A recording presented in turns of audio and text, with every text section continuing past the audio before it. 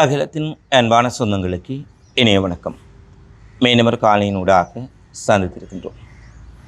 Iran America இடையிலான பேச்சுவார்த்தை எதிர்பார்த்ததைப் போல தோல்வியில் முடிவடைந்திருக்கின்றது. ஏற்கனவே நாங்கள் குறிப்பிட்டபடி இந்த பேச்சுவார்த்தையை நீர்த்து போக செய்வதற்கு அல்லது முறிவடைய செய்வதற்கு அமெரிக்கா முன்வைத்த நிபந்தனைகள் ஈரானால் ஏற்றுக்கொள்ள முடியாத அளவுக்கு இருந்தவை. ஏற்கனவே அது குறித்து நாங்கள் அதிகளவில் பேசியிருந்த சூழ்நிலையில் ஆரம்பத்திலேயே அமெரிக்காவினுடைய கோரிக்கைகள் அனைத்தையும் ஈரான் நிராகரித்திருக்கின்றார்கள். இதன் காரணமாக மீண்டும் மத்திய கிழக்கில் மிகப்பெரிய போர் மூழ்வதற்கான ஆபத்து ஏற்பட்டிருக்கின்றது. பாகிஸ்தான் ஆப்கானிஸ்தான் படைகளுக்கு இடையில் மிகப்பெரிய அளவிலான மோதல் வெடித்திருக்கின்றது. இரண்டு தரப்பிலும் பரஸ்பர தாக்குதல்கள் தீவிரப்படுத்தப்பட்டுள்ளதன் பின்னணியில் மிக மோசமான ஒரு நிலைமை ஆப்கான் பாகிஸ்தான் எல்லையில் காணப்படுகின்றது. ஈரானை தாக்கும் அமெரிக்காவின் திட்டம் குறித்து சீனா பரபரப்பான அறிவிப்பை விடுத்திருக்கின்றார்கள். அது மட்டுமல்ல, அமெரிக்காவுக்கு இதுவரை இல்லாத அளவுக்கு சீனா ஒரு மிக கடுமையான எச்சரிக்கையை தற்போது விடுத்துள்ளமை குறிப்பிடத்தக்கது. இந்நிலையில் பிராந்தியத்திலும் உலகிலும் நடைபெற்ற மிக முக்கியமான சம்பவங்களை இந்த காணொலியில் விரிவாக பார்க்கலாம். காணொலியில் ஆரம்பத்தில் காசாவில் பாலஸ்தீன மக்கள் மீது இஸ்ரேல் மேற்கொண்ட தாக்குதலில் 7 பாலஸ்தீன மக்கள் படுகொலை செய்யப்பட்டிருப்பதாக தற்போது செய்திகள் வெளியாக இருக்கின்றன. வடக்கு காசா, கான் யூனிஸ், மத்திய காசா பல்வேறுபட்ட பகுதிகளில் இஸ்ரேலிய ஆக்கிரமிப்பு படைகள் நடத்திய ட்ரோன் தாக்குதல், விமான தாக்குதல், அதனைத் தொடர்ந்து இடம்பெற்றிருக்கக்கூடிய பீரங்கி தாக்குதல் என கடந்த 24 மணி நேரத்தில் மட்டும் இஸ்ரேலிய தாக்குதல் காரணமாக 8 பொதுமக்கள் கொல்லப்பட்டிருக்கின்றார்கள். இதில் 2 பேர் குழந்தைகள், அதாவது 5 வயது குழந்தை ஒன்றும் 8 வயது சிறுவன் ஒருவனும் கொல்லப்பட்டிருக்கின்றான் என்ற துயரமான செய்தியும் வெளியாக இருக்கின்றது. காசாவில் அமைதி ஒப்பந்தம் பேருக்கு இருந்தாலும் அமைதி வாரியம், அமைதி கவுன்சில் என அமெரிக்காவும் அவர்களுடைய அடிமை அரபிக்களும் பல்வேறுபட்ட கவுன்சில்களை அமைத்தாலும் கூட பலஸ்தீன் மக்கள் மீதான இஸ்ரேலினுடைய படுகொலைகள் தொடர்ச்சியாக அங்கு நடைபெறக்கூடிய ஒரு துயரமான நிலைதான் காணப்படுகின்றது.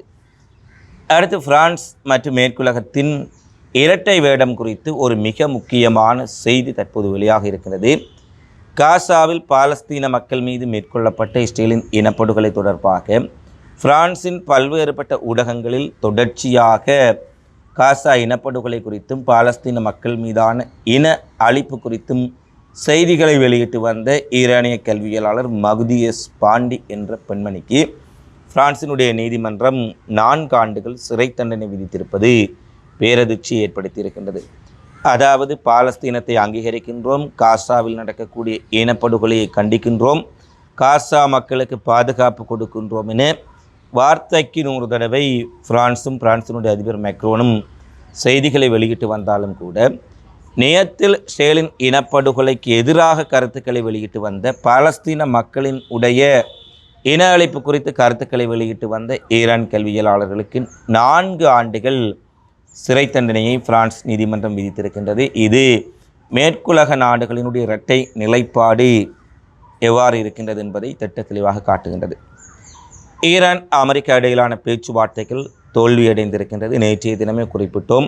ஈரான் ஏற்றுக்கொள்ள முடியாத நிபந்தனைகளை விதிப்பதன் ஊடாக அமெரிக்கா இந்த பேச்சுவார்த்தைகளை முறிப்பதற்கு என்ன நடவடிக்கைகளை எல்லாம் மேற்கொள்ள முடியுமோ அவற்றையெல்லாம் தொடர்ச்சியாக மேற்கொண்டு வருகின்றார் என்பதை தெளிவாக தெரிவித்திருந்தோம்.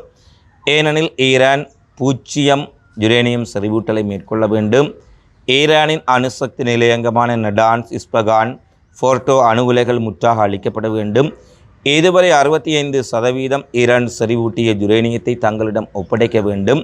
இந்த விடயங்களையெல்லாம் ஈரான் ஹமாஸ், ஹிஸ்புல்லா, ஹவுதி படைகள் போன்ற இதர பாலஸ்தீன ஆதரவு இயக்கங்களுக்கு கொடுக்கும் ஆதரவை நிறுத்த வேண்டும் என்று 8 நிபந்தனைகள் அமெரிக்காவால் முன்வைக்கப்பட்டது.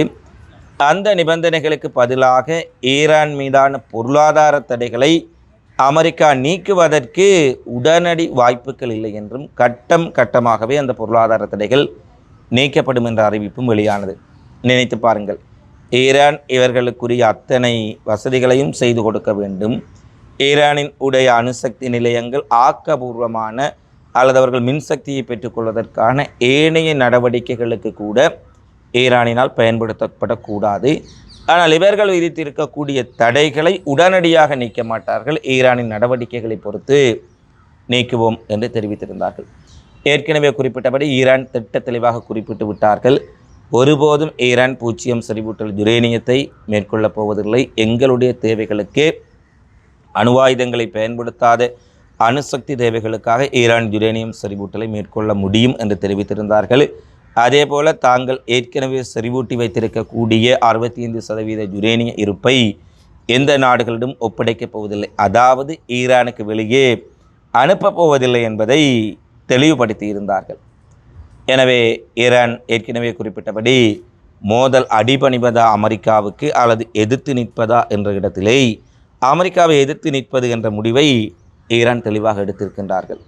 ஏற்கனவே குறிப்பிட்டதை போல அமெரிக்காவினுடைய போர்க்கப்பல்களும் விமானந்தாங்கி கப்பல்களும் போர் விமானங்களும் படைகளும் ஈரானை அச்சுறுத்தவும் இல்லை, ஈரானை அச்சப்படுத்தவும் இல்லை. போருக்கு தயாராக ஈரான் தேசம் முழு அளவிலான ஒரு உச்ச நிலைக்கு வந்திருக்கின்றார்கள் என்பதைத்தான் தற்போதுள்ள நிலையில் பார்க்கக்கூடியதாக இருக்கின்றது. எனவே ஈரான் அமெரிக்கா இடையிலான மோதல் எந்த நேரத்திலும் வெடிக்கலாம் என்ற ஒரு எதிர்பார்ப்பு தான் தற்போது மிகப்பெரிய அளவில் எழுந்திருக்கின்றது. அமெரிக்கா மேலும் தன்னுடைய தாக்குதல் விமானங்களையும் தாக்குதலுக்கான முன் நகர்வுகளையும் மேற்கொண்டு வருவதான செய்திகளை அங்கிருந்து பார்க்கக்கூடியதாக இருக்கின்றது. அமெரிக்காவின் மிகப்பெரிய விமானந்தாங்கி கப்பலான ஜோசப் ஜெரால்ட் ஆர் போர்ட் விமானந்தாங்கி கப்பல் தற்போது இஸ்ரேல் கடற்கரைக்கு அண்மையாக நிலைநிறுத்தப்பட்டிருக்கின்றது என்ற செய்தி தற்போது வெளியாக இருக்கின்றது. அதாவது அமெரிக்கா ஈரானை தாக்குவதற்கு முன்பு ஈரானின் பதிலடி காரணமாக இஸ்ரேல் மிகப்பெரிய அழிவை சந்திப்பார்கள் என்பது அனைவரும் அறிந்த விடயம். எனவே அமெரிக்கா ஈரானை தாக்கும் முனைப்பை விட ஈரானின் பதிலடியில் இருந்து இஸ்ரேலை எவ்வாறு பாதுகாப்பது என்பதில் தான் மிகப்பெரிய கவனத்தை செலுத்தி வருகின்றார்கள் என்பதை திட்ட தெளிவாக பார்க்கக்கூடியதாக இருக்கின்றது. ஏற்கனவே இந்த மாகா என்று சொல்லக்கூடிய மேக் இன் அமெரிக்கா திட்டத்தில் அமெரிக்காவை முன்னிலைப்படுத்துவதை விட இஸ்ரேலினுடைய நலன்களை முன்னிலைப்படுத்துவதிலும் இஸ்ரேலுக்கு ஆதரவான நடவடிக்கைகளை மத்திய கிழக்கில் முன்னகர்த்துவதிலும் தான் அமெரிக்க அதிபர் டொனால்ட் ட்ரம்ப் தொடர்ச்சியாக ஈடுபட்டு வருவதை பார்க்கக்கூடியதாக இருக்கின்றது. அதன் ஒரு பகுதியாகத்தான் ஈரான் மீதான தாக்குதலின் பின்விளைவுகள், தாக்குதலுக்கான முஸ்திப்புகள் என்பதை விட ஈரான் இஸ்ரேலை அடித்தால் இஸ்ரேலை பாதுகாக்க வேண்டும் என்பதற்காக ஏர் டிஃபென்ஸ் வான் பாதுகாப்பு சாதனங்களாக இருக்கலாம், அங்கிருக்கக்கூடிய ஏனைய பாதுகாப்பு நடவடிக்கைகளாக இருக்கலாம் என அனைத்தையும் பார்த்து செய்து வந்த அமெரிக்கா தற்போது இறுதியாக ஈரான் தாக்குதலிலிருந்து இஸ்ரேலை பாதுகாப்பதற்காக இஸ்ரேலுக்கு அருகாமையில் இஸ்ரேல் கடற்பரப்பில் ஜோசப் ஜெரால்ட் ஏர்போர்ட் என்று தன்னுடைய விமானந்தாங்கி கப்பலை நிறுத்தி இருக்கின்றார்கள். அதேபோல் ஈரானின் எதிர்பார்க்கும் பதிலடியை எதிர்பார்த்து பஹ்ரைனில் உள்ள தனது மிகப்பெரிய 5வது மரைன் கடற்படை தலைமையகத்தின் தலைமையக துருப்புக்களை மீண்டும் வேறு இடத்துக்கு மாற்றியிருக்கின்றார்கள் என்ற செய்திகளையும் பார்க்கக்கூடியதாக இருக்கின்றது. ஏனெனில் ஈரான் தாக்குதல் பதிலடி நடத்தினால் ஐக்கிய அரபு எமிரேட்ஸ், ஜோர்டான் மற்றும் பஹ்ரைன் போன்ற அமெரிக்க தளங்கள் மிகப்பெரிய அளவில் பாதிப்புக்குள்ளாகும் என்ற செய்திகள் வெளியாக இருந்தன. ஏற்கனவே அமெரிக்காவுக்கு ஆதரவாக இந்த மத்திய கிழக்கு கடற்பிராந்தியத்தில் செயற்பட்டு வந்த பஹ்ரைன் கப்பலொன்றையும் ஈரான் சிறைப்பிடித்திருந்தார்கள். இந்த நிலையில்தான் பஹ்ரைன் 5வது கடற்படை தளம், எவ்வாறு கத்தாரில் அமைந்திருக்கக்கூடிய அமெரிக்க இராணுவ தளம் அல் உதை விமான நிலையம் மிக பிரமாண்டமான மத்திய கிழக்கின் தளமாக இருக்கின்றதோ, அதேபோல் பஹ்ரைனில் அமைந்திருக்கக்கூடிய 5வது கடற்படை தளம் அதிகளவான அமெரிக்க துருப்புக்கள் நிறுத்தப்பட்டிருக்கும் ஒரு கடற்படை தளமாக மத்திய கிழக்கில் காணப்படுகின்றது. அல் உதை விமானப்படை தளத்திலிருந்து ஏற்கனவே விமானப்படையின் முக்கியஸ்தர்கள், தளபதிகள், மிக முக்கியமான அதிகாரிகள் வெளியே கொண்டு செல்லப்பட்ட சூழ்நிலையில் பஹ்ரைனில் இருந்தும் அவர்கள் வெளியேற்றப்பட்டிருக்கின்றார்கள் என்ற செய்தியை பார்க்கக்கூடியதாக இருக்கின்றது. அடுத்து அமெரிக்கா ஈரான் இடையிலான மோதல் எந்த நேரத்திலும் வெடிக்கலாம் என்று எதிர்பார்க்கும் சூழ்நிலையில் சீனா என்று ஒரு அதிகாரபூர்வ தகவலை வெளியிட்டிருக்கின்றார்கள். ஈரான் மீதான அமெரிக்க தாக்குதல் என்பது ஒருபோதும் ஏற்றுக்கொள்ள முடியாதவை. இது பிராந்தியத்தினுடைய இறையாண்மையை மீறுவது மட்டுமல்ல, சர்வதேச அமைதிக்கும் குந்தகத்தை ஏற்படுத்தும் ஒரு நடவடிக்கையாக இருக்கும். எனவே ஈரான் மீது அமெரிக்கா தாக்குதல் நடத்துவதை சீனா ஒருபோதும் ஏற்றுக்கொள்ளாது. சீனா மட்டுமல்ல, உலக நாடுகளின் ஸ்திரத்தன்மையை பாதுகாக்க நினைக்கும் அத்தனை பேரும் அமெரிக்காவின் நடவடிக்கைக்கு எதிராகத்தான் இருக்கின்றார்கள். மத்திய கிழக்கில் அமெரிக்க இராணுவ குவிப்பு மற்றும் வாஷிங்டனின் உடைய நடவடிக்கைகள் இந்த பிராந்தியத்தை பதற்றத்திற்கும் அச்சத்திற்கும் உள்ளாக்கி உலக அமைதியையும் உலக பொருளாதாரத்தையும் மிக முக்கியமாக சீரழிக்கும் வகையில் அமைந்திருக்கின்றன. எனவே ஈரான் மீதான அமெரிக்காவின் தாக்குதல்களை சீனா அனுமதிக்காது என்று சீனா குறிப்பிட்டிருப்பது என்ன கருத்தில் எதற்காக தெரிவித்திருக்கின்றார்கள் என்பது தெளிவுபடுத்தப்படாத சூழ்நிலையில் ஈரான் அமெரிக்கா இடையிலான பேச்சுவார்த்தைகள் முற்றாக தோல்வியடைந்த சூழ்நிலையில் தற்பொழுது சீனாவினுடைய அறிவிப்பு ஈரானுக்கு ஆதரவாக மிகப்பெரிய அளவில் வந்துள்ளமை குறிப்பிடத்தக்கது.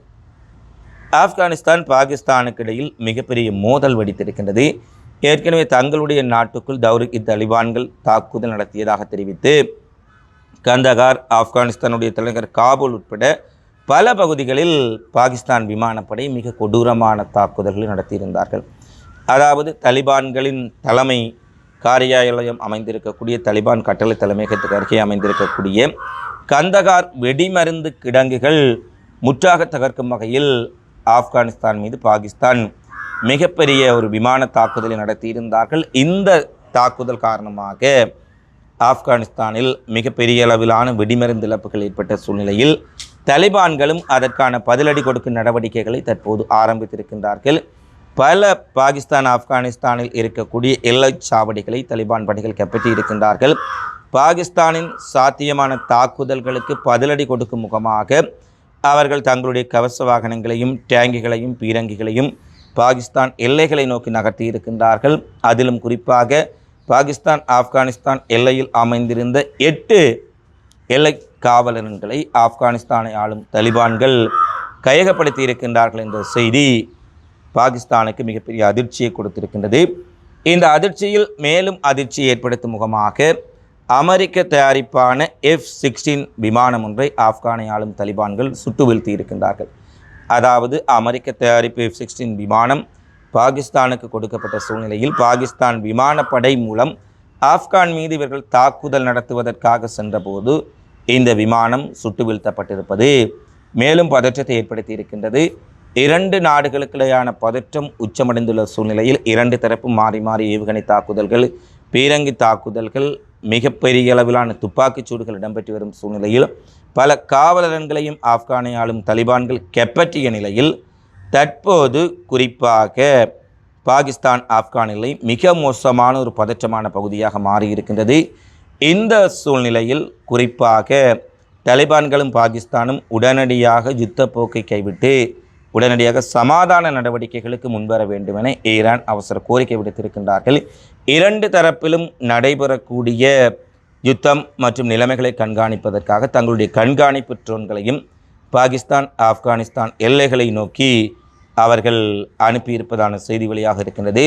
சகோதரத்துடன் இருக்க வேண்டிய இந்த ரம்லான் மாத பகுதியில் பாகிஸ்தான் ஆப்கானிஸ்தான் மோதல்கள் மிகப்பெரிய கவலை அளிப்பதாகவும் 2 தரப்புகளும் உடனடியாக தாக்குதலை நடத்திவிட்டு அமைதிக்கு திரும்ப வேண்டும் எனவும் 2 நாடுகளுக்கிடையில் அமைதியை ஏற்படுத்துவதற்கு அல்லது 2 நாடுகளுக்கிடையில் சமாதானத்தை ஏற்படுத்துவதற்கு மத்தியஸ்தம் வகிப்பதற்கு ஈரான் முழு அளவில் தயாராக இருப்பதாக ஈரானுடைய வெளியுறவுத்துறை அமைச்சர் அப்பாஸ் அரக்ஷி அதிகாரபூர்வமாக தெரிவித்திருக்கின்றார். எனவே ஆப்கானிஸ்தான் எல்லை மிக மோசமான ஒரு சூழ்நிலையில் காணப்படும் சூழ்நிலையில் 2 நாடுகளுக்கிடையில் ஒரு முழு அளவிலான போர் எந்த நேரத்திலும் வெடிக்கலாம் என்பது மேலும் அந்த பிராந்தியத்தில் மிக கடுமையான பதற்றத்தையும் அச்சத்தையும் ஏற்படுத்தி இருக்கின்றது. இவைதான் இன்றைய நாளில் வெளியான மிக முக்கியமான செய்திகளாக நிகழ்வுகளாக பதிவாகி இருக்கின்றன. தினந்தோறும் உலகெங்கு நடைபெறும் செய்திகளை உடனுக்குடன் அறிந்து கொள்ள அகிலத்தோடு இணைந்திருங்கள். இந்த காணிப்பதி தொடர்பிலான உங்களது மதிப்பு இருந்த கருத்துக்களை தவறாமல் கமெண்ட்ஸில் பதிவிடுங்கள். அவசர பணி நிமித்தமாக வெளியூரில் இருப்பதால் வெளிப்புறங்களில் இருந்து படப்பிடிப்புகளை மேற்கொள்வதால் ஏற்படக்கூடிய ஒலி சிக்கல்கள் மற்றும் தொழில்நுட்ப கோளாறுகள் இருந்தால் தயவு செய்து நீங்கள் மன்னித்துக் கொள்ள வேண்டும் என்ற அன்பான கோரிக்கையோடு மீண்டும் அடுத்த காணொளியில் சந்திப்போம். நன்றி, வணக்கம்.